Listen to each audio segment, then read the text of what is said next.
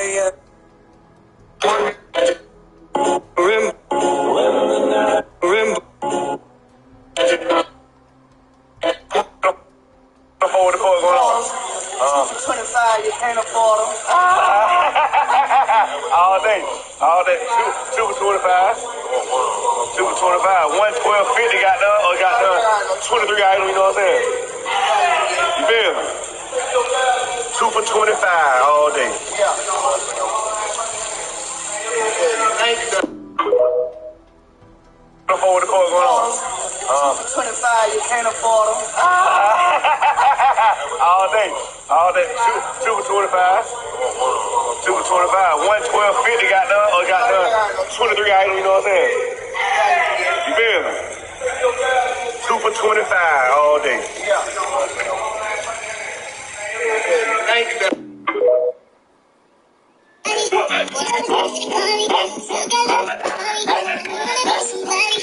Protect your peace 101. Type peace if you feel this. Let me read this to you. But let me ask you something. Are you really keeping the peace when you throw your own peace out the window? Does it make sense to help others keep their peace when your peace 101? Type peace if you feel this. Let me read this to you.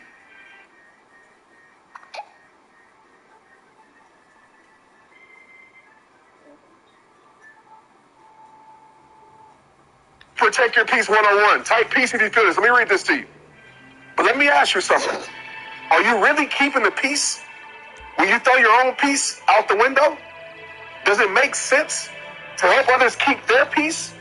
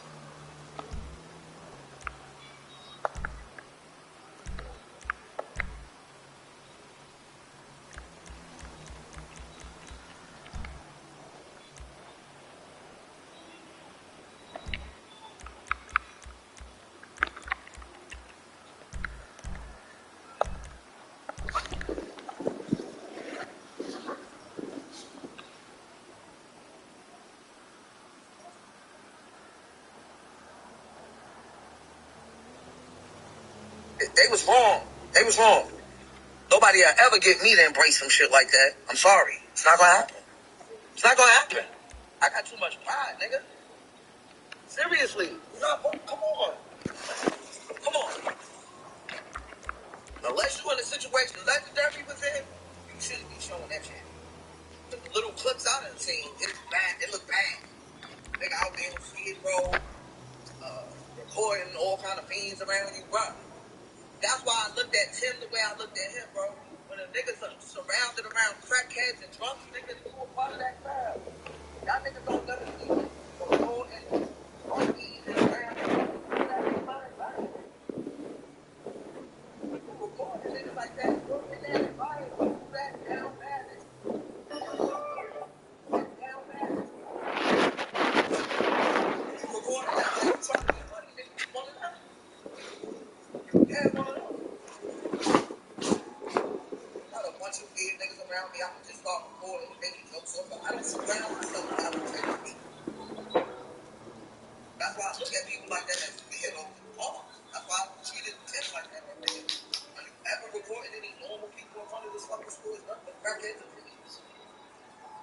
I don't even, like, bro, the only way a store is like that, like, y'all should know, I ain't even gotta get into it.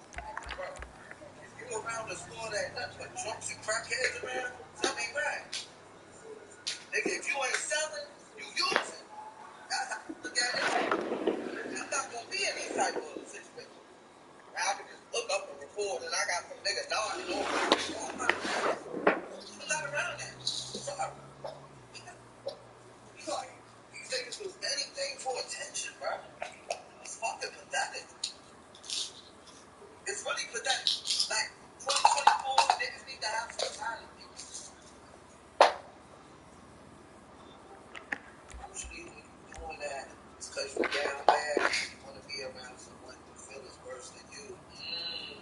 Facts. That's a good point. That's a good point. That's a good point. Yeah, bro. It's time to wake up, Supreme. You feel me? Niggas ain't got time. 2024. Well, you should be able to feel good walking with your head held high. Everybody got situations. I'm not saying life is perfect, but don't be on some self-deprecating shit like, yeah, I'm gonna let just fuck it. I'm gonna let niggas watch me like this. Nah, bro. Come on. Come on now. You gotta do better. You gotta do better with your life. This shit on here live forever. You never know how long you could be in a fucked up situation.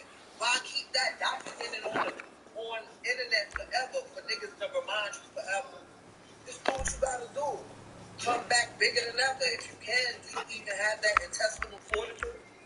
Everybody can't do that, bro.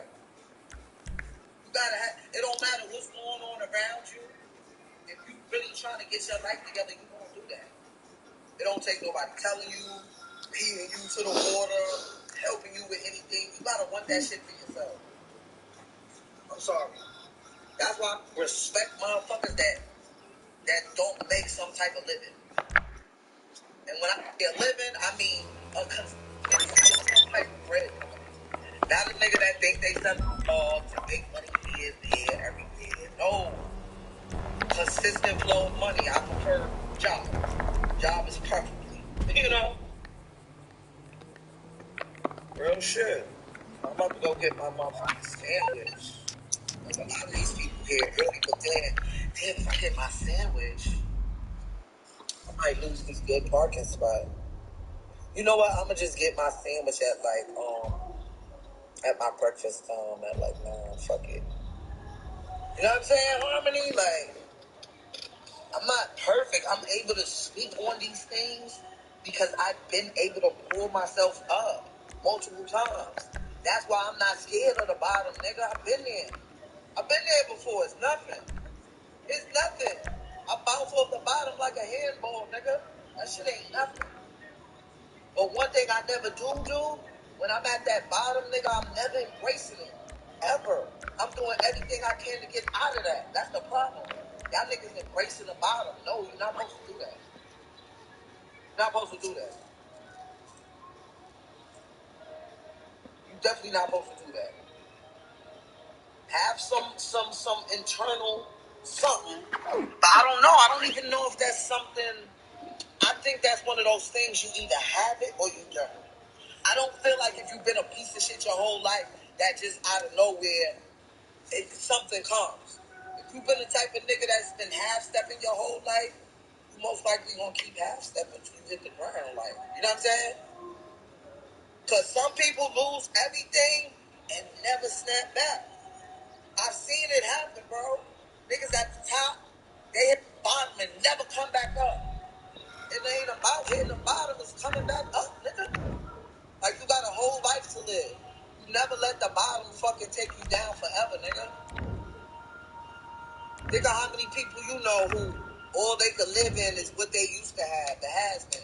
That's why I never go back into a time in my life where I was super up, because that shit don't mean nothing. Oh, I remember when I used to have this in the bank, that in the bank. Bro, I don't live in that time. I'm living in what I'm trying to do now and how I'm trying to exceed whatever I had before. Be careful of niggas that living in the old times and what they used to have and how they used to dress. And, bro, that shit is over with. That time is over. The time is now, goddammit. Whatever you gonna do, the time is now. Fuck what you used to have. Stop right now. If I hit the bottom, my mind is just smoking. Like, I know I got this, that. You know what I'm saying? I be procrastinating, but I definitely get shit done. Just like I gotta get my fucking, what's the name today after work? My registration sticker. Cause I end up getting a ticket. Cause I'm like, yo, why I got a ticket? I was paying for my shit all day. Then I look, boom, my inspection sticker expires. I'm like, alright, I gotta take care of that. I let little shit like that pass while I be taking care of the big shit. You know what I'm saying? So, I'm not perfect.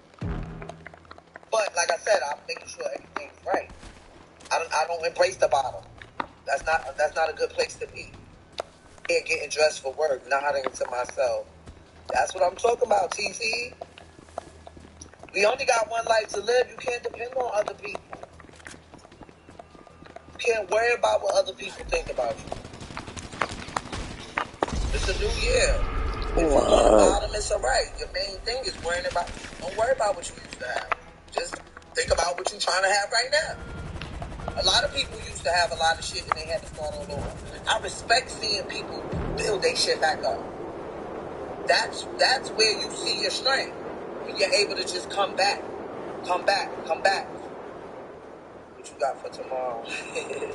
I'm going to be back later, though. Because I didn't get a chance to cook yesterday. I was smoking and I ended up falling asleep. But I don't know. We might do a little live.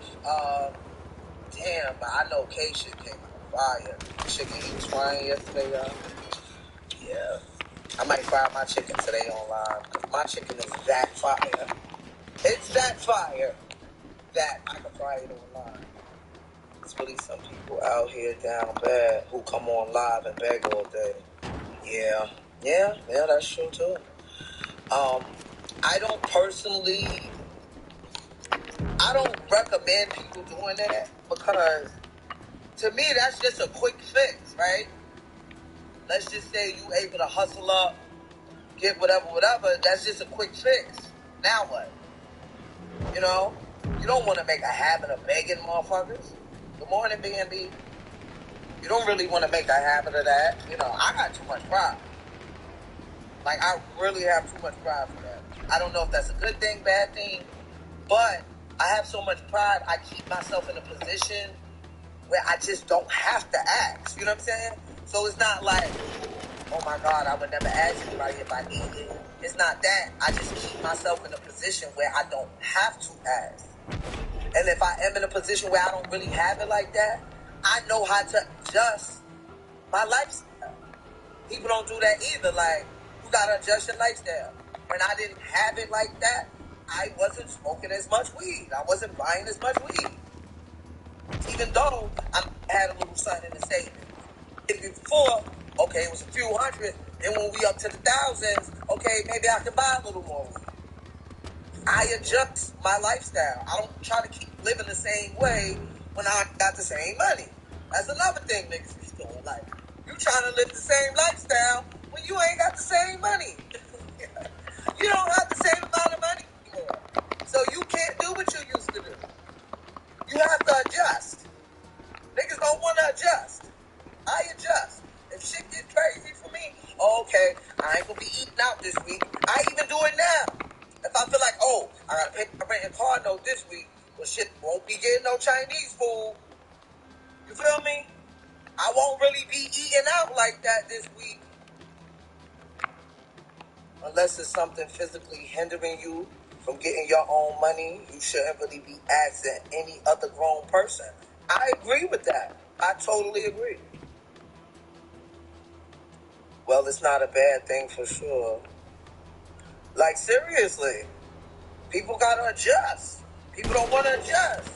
They don't want to, they feel like, no, I gotta treat myself. If I get my nails done every 2 weeks, I'm gonna keep getting my nails done. Gotta make sacrifices. You gotta adjust. Like, I can't do that. I gotta pay this week.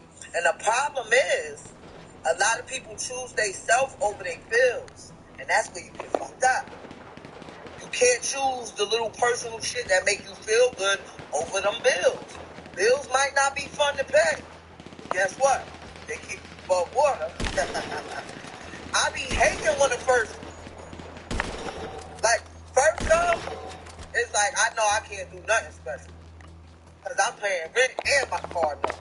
At the same time, nigga, that shit is hitting like, okay, now. So, I know I can't really play around too much like that.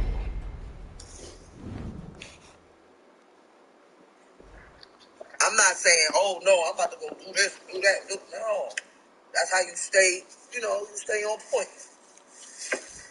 It was definitely good chatting with y'all. Wait, did I even finish my weed? No, but I'll be here chatting with y'all later. Hey, Blackheart, good morning.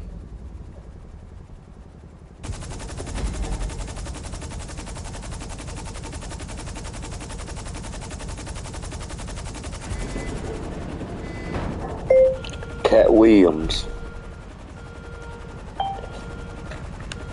Cat Williams.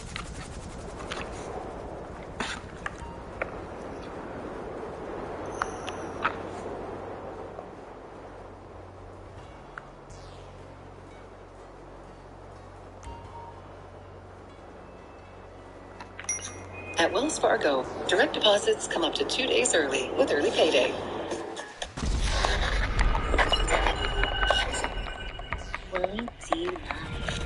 It's Willie D, y'all, back with another episode of information and instructions to help you navigate through this wild, crazy, beautiful world. In the studio, Cat Williams. What's up, Thank King? you. How are you, sir? Oh, man, one more hop, I'll be on top. How Prepare about for you? your hop. Doing great. Doing great. Yeah, you're doing great, man. Cleveland, Ohio. Dayton, Ohio. Cincinnati, Ohio. When you, my bad. You were born in Cincinnati. Yep. And then you were raised in Dayton. And raised in Dayton, correct. Man, we had a show in Dayton once, and it almost like provoked a full-blown riot. In Dayton, they had these cops with these big old 10-gallon hats. They did. Big old white cornbread-fed dudes, and they were telling us, y'all gonna either pay for all of this equipment that y'all destroyed on the stage. We destroyed, allegedly, equipment, band equipment that belonged to After 7 and Troop. Oh, we were on the same ticket as After 7 and Troop. We destroyed their equipment. Allegedly. And they told us, y'all gonna pay for this stuff, or y'all going to jail. And so we basically just did the show for free because we gave all that money back. But Dayton that's will forever be like embedded in my memory, Dayton, Ohio, for that reason. But I'm sorry that you had a bad memory. But what are some good memories that you have from Dayton? Part of what you remember is a part of Dayton. So Dayton was one of the rare cities in America that was legitimately half black and half white. So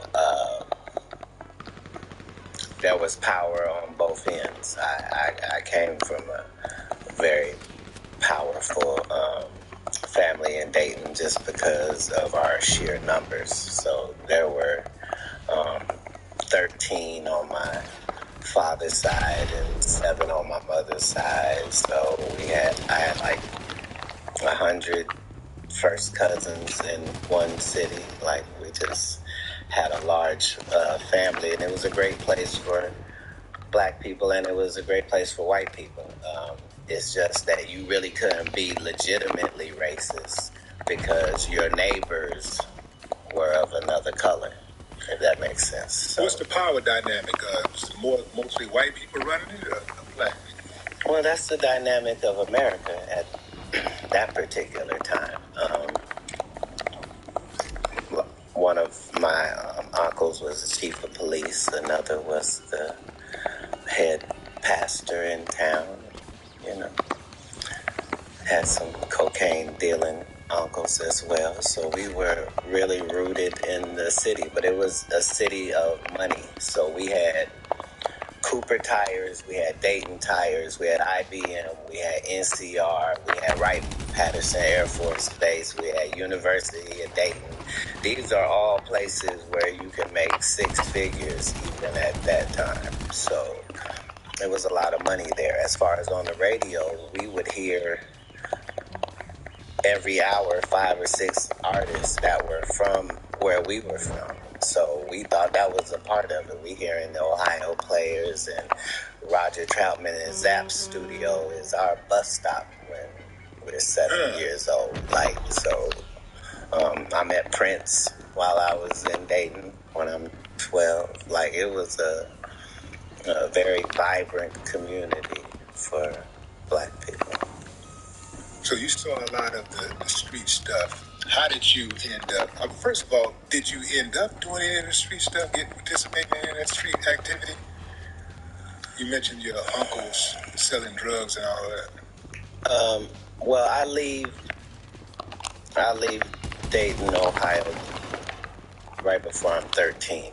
So I'm still at a young age. I'm just having heightened experiences because of my childhood and my background. So,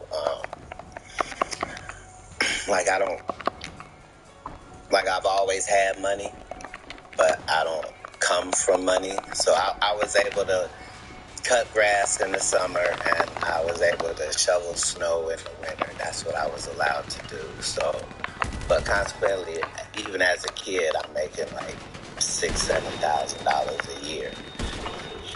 And this is at 12 years old? Before that, at 10. At 10. Just because that's what I was allowed to do. And I'm a hustler by nature. Like, if I get a hold of a lick, I want to see how many times it flips, not if it flips. You know what I mean? So,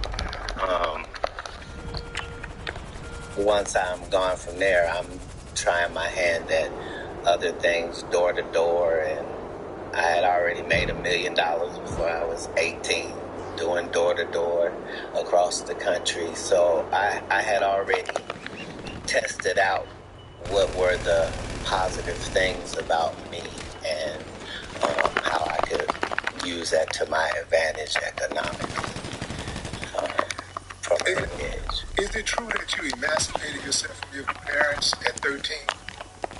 Because I read that somewhere. Well, Something like that. I wouldn't shame the family. What I would say is that it can't be called run away because I didn't run away. I left, but I don't tell that part of the story just because there's a 0 chance that if a young person listens to me and follows my example on that they'll be okay. But I knew I would be. But, I was a little off. Like, I knew Jesus left home at 13. So I didn't feel like I was out of pocket in any way. Wait a minute.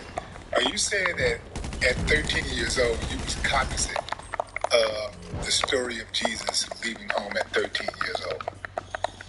I had been accepted to college before I was 12. So I was already a little bit more advanced than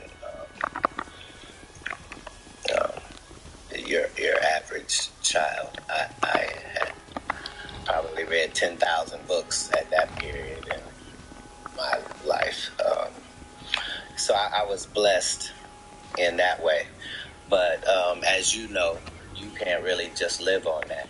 So God navigated where I was able to see the underworld, if you will. So I go from my parents' house in Ohio to Miami, Florida by myself. I don't know nobody.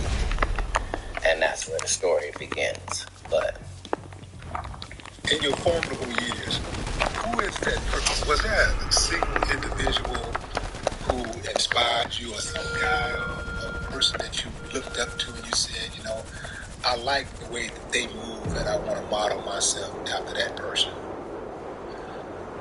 yeah, this is going to be a weird answer.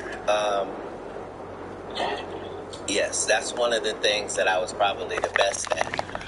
I did it with anybody and everybody. So when I was going to the library, I wasn't reading fiction books. I was reading non-fiction books, and it didn't matter what it was. I'm just...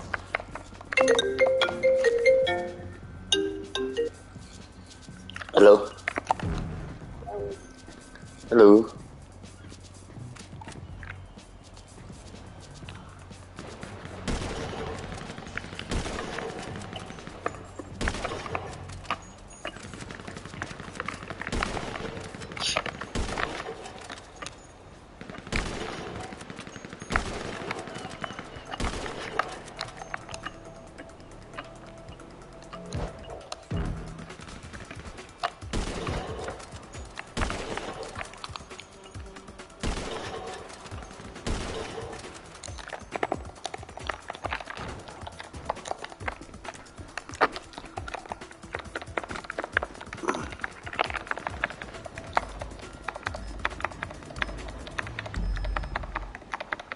What's up, Willie? What you doing, walking the road? Yeah. Huh? Yeah.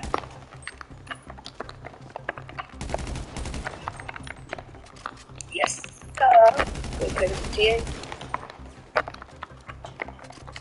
What time you gotta clock in? You go early? 10 o'clock.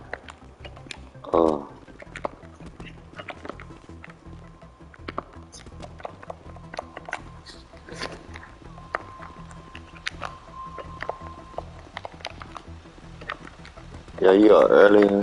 I didn't know you had to go to work there early.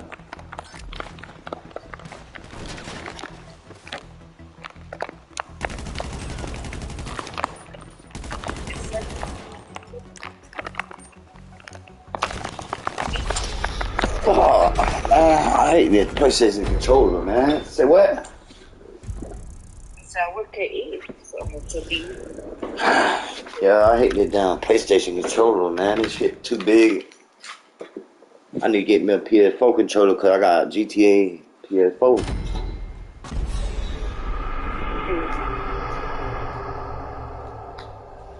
Because when I had that PS4, I ain't had a problem